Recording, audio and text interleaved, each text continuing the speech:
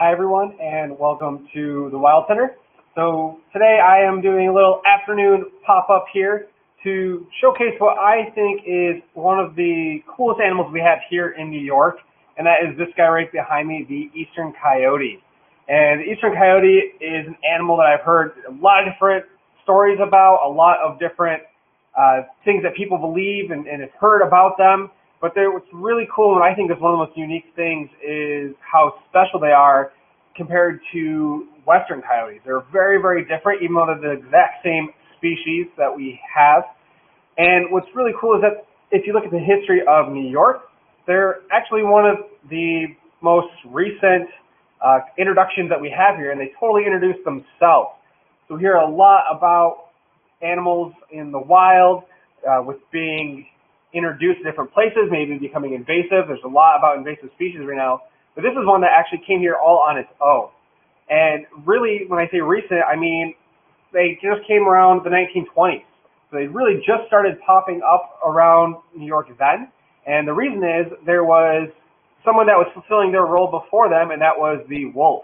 So we did have wolves here in New York and throughout the Adirondacks, and they were a top predator, an apex predator, and they were doing a lot to help the ecosystem. Now, a lot of people have mixed feelings about predators in general, but the wolves were helping to control some of the animal populations like deer. So they're eating lots of deer, making sure that they actually stayed at a nice, stable level, which had cascading effects.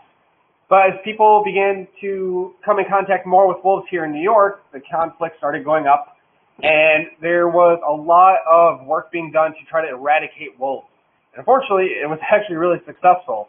And the last wolf was killed right here in the Adirondacks in 1893. So that removed that top predator. And what we saw was the deer population just exploded. So there was deer everywhere then. Now that there's more deer, that meant that they were eating a lot more. So at the same time, there was a lot of logging happening here in the Adirondacks, and a lot of trees were cut down and new growth was starting to come up. But those deer pretty much decimated all that growth. So really, the deer population was getting a little out of hand. They ate everything that they possibly could, so the forest health started going down, but there was other animals that were being affected too. So ravens in particular were ones that would follow wolf packs and basically be the cleanup crew. When a wolf made a big kill like a deer, they couldn't eat everything. So the ravens would be there to help clean up and make sure that nothing went to waste. But now they didn't have that food source from the wolves, and we saw that the raven population started to go down too. But at the same time, it wasn't just here in New York, it was across the whole country that wolves were pretty much being wiped out. But the coyote was also expanding its range. So the western coyote was moving further and further east now that that top predator had been removed. And they were fulfilling a lot of the same roles that the wolves did. But by the time they got here to New York in the 20s, people saw that they were a little bit different than the wolves we had. But they also were very different than the western coyote. Now the eastern coyote, like we have here in New York, it does act much more wolf-like. So the western coyote is a fairly small animal, not quite as tall, not quite as long, its fur isn't as thick, and it acts quite a bit different. Western coyotes are really solitary, they don't really hunt together, they go after a lot of small game. And what we saw with the eastern coyote is they were taking big game like deer, they were hunting in groups, usually family groups, and they were acting quite a bit different. They're a lot larger than the western coyote. So they started doing some DNA testing, looking at genetics, and they found out that our coyotes do have some wolf genes in them. So what they think happened was, as they were moving east, some of the coyotes went up into Canada, came in contact with wolves, bred, and then made their way down to New York. So we had this kind of hybrid mix of an animal that was showing up here. I've heard a lot of different numbers thrown around, but I've heard anywhere between 33 and 50% of the genes in a coyote are wolf genes. So makes up a good chunk of them, which is why they act and look so different than the western coyotes. So the 20s, that's when they first started showing up here in New York. But then by 1975, they were pretty much established all across the state. And nowadays, you can find them all over New York. So all the way down from New York City. And then you can find them all the way through western New York, the Adirondacks, down to the southern parts of the state. They're all over. I heard one estimate that that their numbers are about 30,000 coyotes in New York is what they estimate. So that's a lot of animals.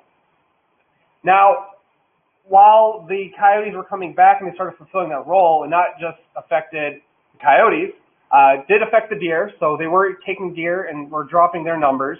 that may not be good for the individual deer, but it is good for the overall health. So they got them to a much more stable number where they could be eating, but they weren't eating everything to the point where they were starving and really affecting the forest health. So it kind of helped balance out forest, deer. But in the 50s, we also saw that the ravens were starting to come back too. And that had a lot to do with coyotes. So just like with the wolves, when they made a big kill, they couldn't eat everything in one sitting, and so a lot of other animals would be able to come and benefit from that. So by having this new top predator that showed up here, it not only helped the forest, but it helped the animal populations, and it really did have cascading effects across the entire landscape, which is why they're one of my favorite animals that we have here. Is just their effect that they have on the ecosystem is astounding. It's huge.